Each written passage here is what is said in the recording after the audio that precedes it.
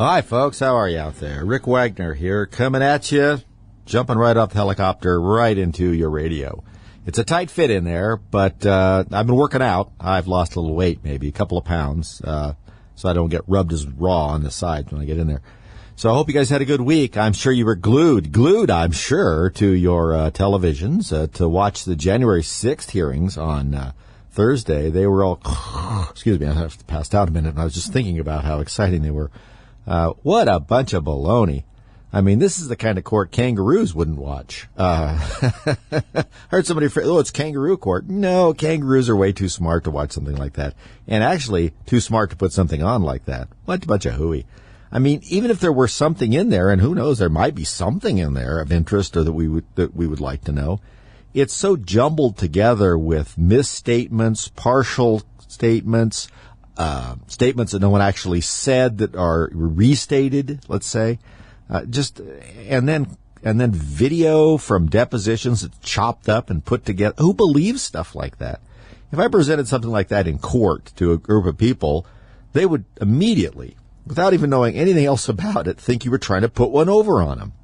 You know, well, why can't we see the whole thing? Or why is it just, not even a complete statement, but a sentence and then a minute later another sentence or two where there's a big gap between the two? I mean, who believes that? Who thinks that's the way you do something? And who thinks that you get to the truth on something if people don't challenge the evidence as it comes in back and forth? This is a very strange concept that we in America have been working on for about, let's say, 450, 500 years maybe, since I'd have to go back and take my shoes off and count how long it's been since people from England arrived. Because even when we were settling this country, the idea that you could confront an accuser, that there was an opportunity to ask questions from both sides a little bit, even at the most, stringently puritanical times, there was some attempt at fair play in these things. And these guys won't even do that. It's very sad. Who it's sad for? It's sad for us because this tells us what they think of you and I. They think that you and I are just dumb enough to think this is going to be the truth. That's what's really sad. The sort of converse of that about its sadness is it's sad that they are so out of touch with America, or at least most of America, that they think that.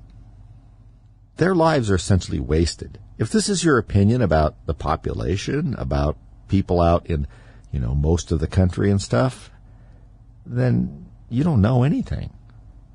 You're just attached to the side of the body politic and hoping to get some money, I guess. That's pretty much what you're doing.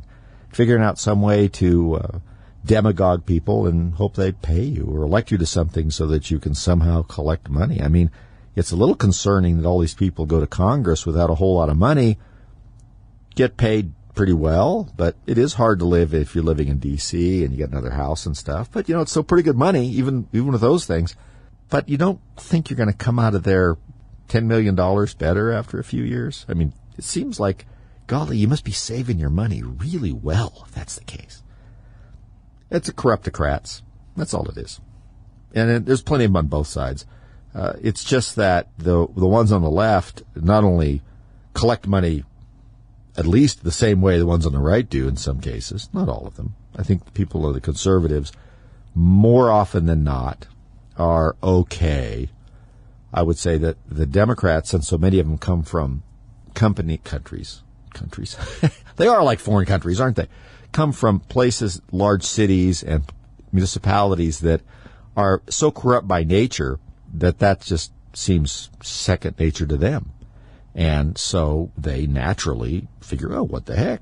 If I have a stock tip, a month before the rest of the country, I deserve to be able to buy the stock before anybody else can get to it. I mean, that's how that kind of stuff works. They just think that is just normal because where they come from Chicago or Los Angeles or, some New York City or, Pittsburgh, Philadelphia, sadly enough, Boston, these places, that's just business as usual.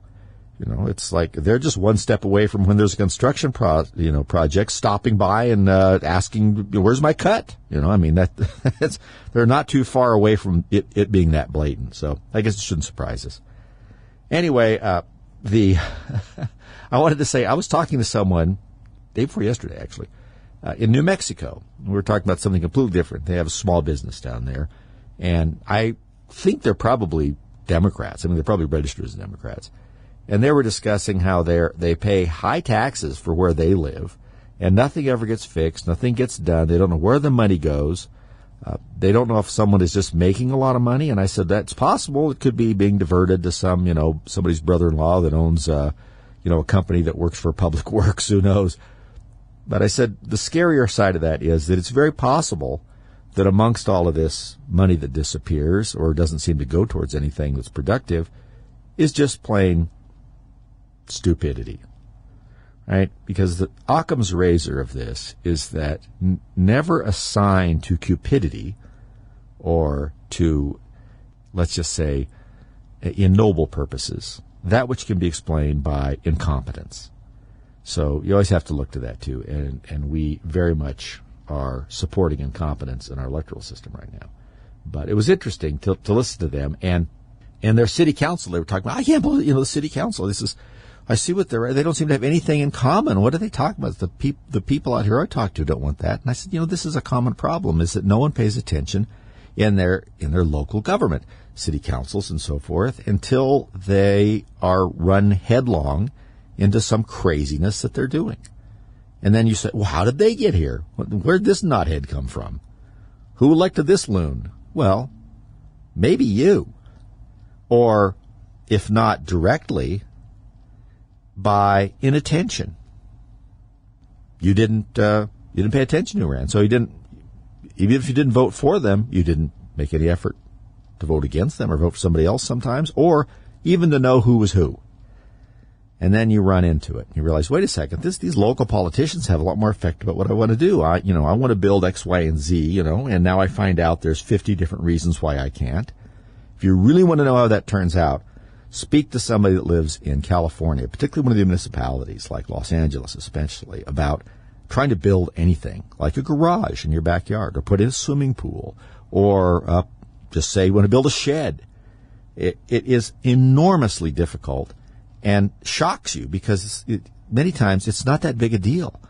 And what they want to go through and what they want to check on and send out and inspect, it just floors you.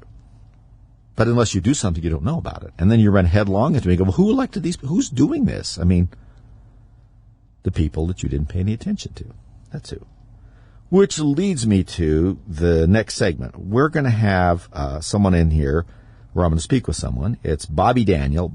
Bobby Daniel is a candidate for our county commissioners here in Mesa County, where I'm at in Colorado. Many of you are other places, but it's still a very powerful and important local government position. For that reason, I think it's important for you to talk to people that are running for those offices, particularly someone that I think is, past the primary and has a good chance of winning the office. And what I liked about it, when I asked them, I said if they want to come on, they were anxious to come on. And so often you get people in these single-party states, because I talk to people that live in them, where they really, once they get past the primary, they're in. That's it. They don't want to talk to anybody. They don't need to. They feel, why make a mistake? Why talk to you? I don't need to anymore. I'm going to win. So I'm always happy to see those people that have really a very good shot at winning and don't necessarily feel like they have to go out and campaign a lot, that are still campaigning a lot because they care and they realize that having a strong base under them is important, and it's also important to know what your constituents think. So I was pleased to hear that. And we're going to have her on, and I think that it'll be good for all of you from other places, too, to think about what her answers are and what kind of questions, I'm trying to come up with, and general questions about what do you think about some of these freedoms or liberties. We need to know that from our candidates. We'll be right back.